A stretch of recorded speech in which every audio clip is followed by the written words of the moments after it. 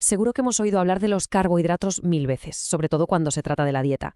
Pero más allá del pan o la pasta, los glúcidos son biomoléculas absolutamente fundamentales. Son, de hecho, los arquitectos y el combustible de la vida. Pero, ¿qué son realmente a nivel molecular? ¿Cuál es ese secreto químico que les permite dar energía y construirlo todo, desde una planta hasta un ser humano? Bueno, pues vamos a verlo. Exacto. Para dejar un poco la cocina y meternos de lleno en el laboratorio, la pregunta clave es esa. ¿Qué son químicamente? ¿De qué están hechos estos compuestos que nos dan tantísima energía? Venga, vamos al grano. A nivel fundamental, los glúcidos o carbohidratos son moléculas hechas de solo tres elementos: carbono, hidrógeno y oxígeno. Fíjense en el nombre, hidratos de carbono, porque nos da una pista gigante. Es como si por cada átomo de carbono tuviéramos una molécula de agua, un H2O. De ahí viene el nombre, así de simple en esencia. Todo gran edificio se construye con ladrillos, ¿verdad? Pues en el mundo de los carbohidratos, ese ladrillo, esa pieza fundamental, es el monosacárido, el azúcar más simple que existe. Y a partir de él se construye todo lo demás. Y aquí está la receta secreta.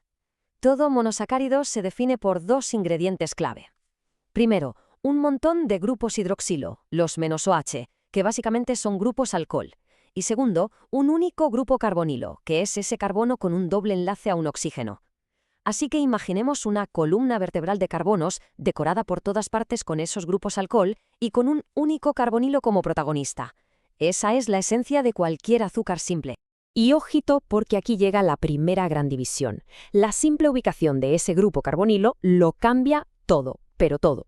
Si está en el primer carbono, o sea, al final de la cadena, tenemos una aldosa. Si está en un carbono por el medio, casi siempre el segundo, entonces tenemos una cetosa.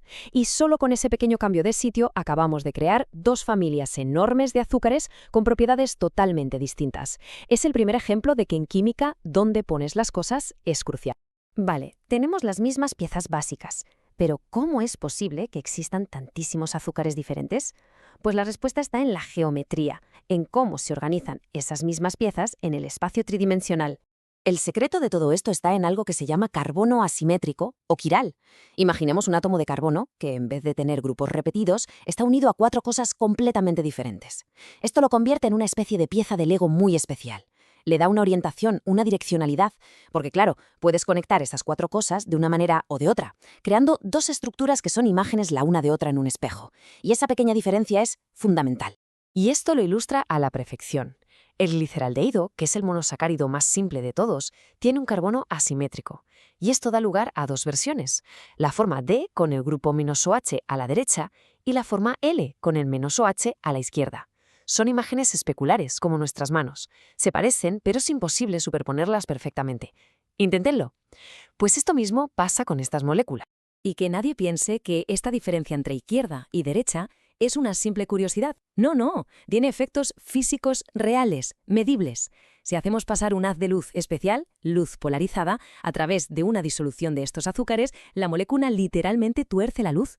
Unas la giran a la derecha, las dextrógiras, y otras a la izquierda, las levógiras.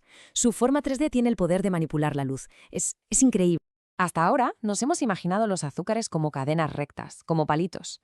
Pero en un entorno con agua, como por ejemplo el interior de nuestras células, pues no se quedan así. En realidad, hacen un truco de contorsionismo molecular súper elegante. A ver, ¿cómo hacen este truco? Primero, la cadena, que es muy flexible, se dobla sobre sí misma. Entonces, el grupo carbonilo de un extremo ataca a un grupo hidroxilo del otro extremo. Es como una serpiente que se muerde la cola. Esta reacción interna crea un anillo, que es una forma muchísimo más estable y con menos energía. Y así es como prefieren estar la mayoría de los azúcares en la naturaleza. Pero es que aquí pasa algo fascinante.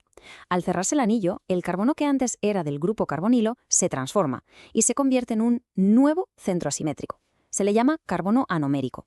Es como si al cerrar una cremallera, el tirador pudiese quedar apuntando hacia arriba o hacia abajo. Pues aquí igual. Si el nuevo grupo -OH apunta hacia abajo, tenemos la forma alfa. Si apunta hacia arriba, la forma beta. O sea, que la molécula acaba de duplicar sus posibilidades. ¡Increíble! Bueno, ahora que ya entendemos los ladrillos individuales con todas sus formas y variantes, vamos a ver cómo se unen para construir estructuras gigantescas y súper complejas. El pegamento que une estos azúcares se llama enlace glucosídico. Imaginemos dos monosacáridos que se acercan. Uno le ofrece el hidroxilo de su carbono anomérico al otro. Reaccionan, liberan una molécula de agua por el camino y ¡zas!, quedan unidos por un puente de oxígeno. Es un enlace covalente, fuerte, y es la clave para empezar a construir cadenas de azúcares. Este esquema lo resume todo perfectamente. Empezamos con las unidades individuales, los monosacáridos o las osas. Si unimos unos pocos, como en una cadena corta, tenemos un oligosacárido. Pero si nos ponemos a unir cientos o miles, creamos polisacáridos, que son auténticos gigantes moleculares. Y es así como la naturaleza pasa de un simple terrón de azúcar a crear materiales tan complejos como el almidón para almacenar energía o la celulosa para construir las paredes de una planta. Y después de toda esta química llegamos a la gran pregunta. ¿Y por qué importa todo esto?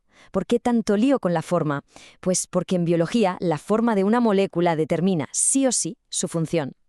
Y en los glúcidos, diferencias que parecen minúsculas tienen consecuencias enormes. Pensemos un momento en las implicaciones. La glucosa, con su forma específica, es el combustible universal de nuestras células. Pero si cogemos una molécula casi idéntica, la ribosa, y le quitamos un solo átomo de oxígeno, uno, obtenemos la desoxirribosa. Y de repente tenemos la columna vertebral del ADN. La base de la vida depende de un átomo. Lo mismo pasa con la galactosa en la leche o la fructosa en la fruta. Son casi iguales que la glucosa, pero esos pequeños cambios les dan sabores y funciones completamente distintos.